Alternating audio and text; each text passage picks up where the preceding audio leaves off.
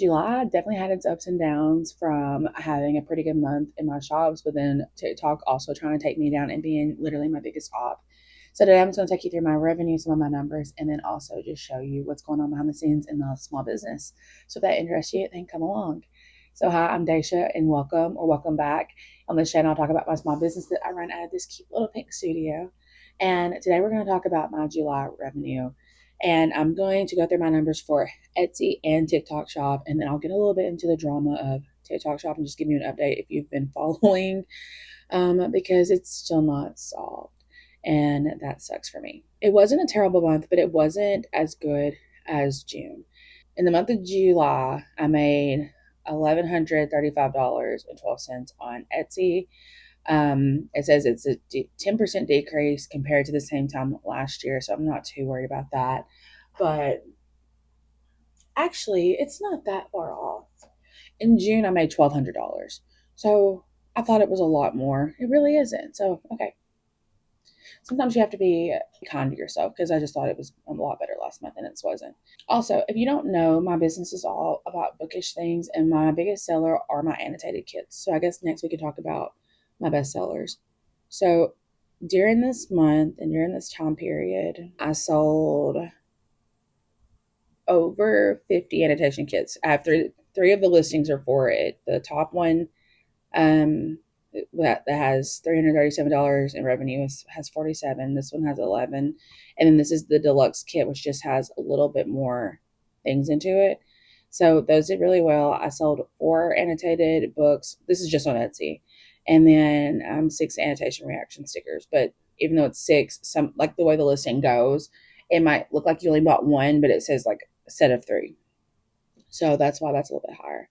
So not too bad, and those are typically my best sellers, so those do make sense. Let's talk a little bit about ad spend because this month was not great on ads. If you remember last month, um, I made way over the amount that I spent in revenue. This month I actually lost money, so off of spending $347, I only made $250 in revenue. So I did lose um, some money there. And Edward and I have kind of talked about just ad strategy and things like that, and just trying to figure out what's going on. I feel like I do have a shot that tells more about the traffic that I brought in versus Etsy and like kind of where people came from last month. And a lot of the traffic, 55% was brought by Etsy. And the biggest thing was the Etsy marketing and SEO. So I'm still trying to figure out the difference between Etsy marketing, SEO, Etsy search, Etsy apps, and other Etsy pages. Like I don't really understand the breakdown. And when you click on it, it just tells you more about the numbers. So that's on me though. But if you look over the traffic I brought, because Etsy ads is considered traffic that I brought since I paid for it, and that was down 28%. So I thought that was interesting. But if you look, the social media tab is up 1,331%.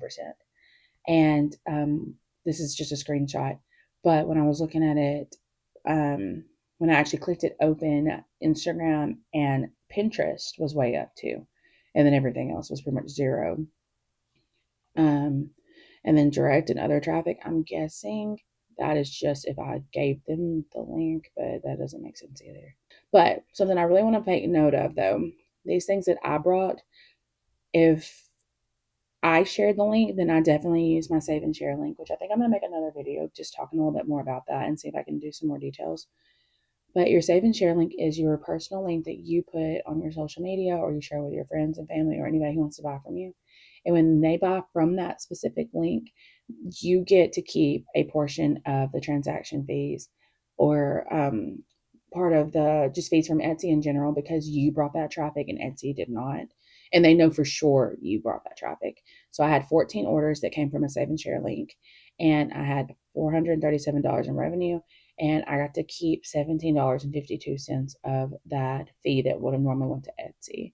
So basically, just kind of rewarding me for my efforts of bringing people in. Let's flip and let's do a little bit of TikTok shop. So if you've been here, like I said, you've heard the drama of TikTok this month. I had a problem with TikTok shop and my banking information, and I'm having an issue with TikTok in general with my live situation. That's still not answered. Okay. I had another ticket going. It was going well. I'd given it all the details that it needed to know. I'm not going to lie. I've been putting the information in ChatGPT because I'm tired of retyping the same thing over and over. So every time I'm like, hey, here's the update. Please update the information. I'm tired of typing it. So that ticket got closed, and I thought they were about to resolve the problem. They were like, "Oh, we're so sorry," and it like genuinely seemed like a real person talking to me. So after that, I'm like, I'm not filing a ticket the same way, and I found another way to do it. But then they emailed me. So in this email thread, I still tell them the whole problem. They're like, "Thank you. We look forward to getting back to you. Please verify your account." I verified my account. The next email they sent me wasn't even meant for me.